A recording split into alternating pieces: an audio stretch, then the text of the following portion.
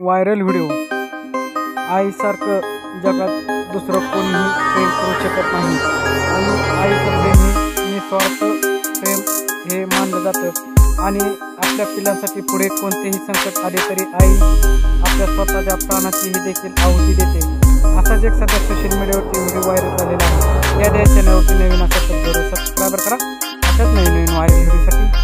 तर एका पक्षाने आपल्या पिल्लासाठी झाडावरती घरटं पाडलेलं असतं आणि घरटं म्हणजे त्याला हॉल पाडून दिलेलं असतं आणि त्या हॉलमध्ये सापाची आणि त्या चिमणीची झुंज सुरू होते आणि ही झुंज कशासाठी तर साप त्या पिल्लांना खाण्यासाठी गेलेला असतो।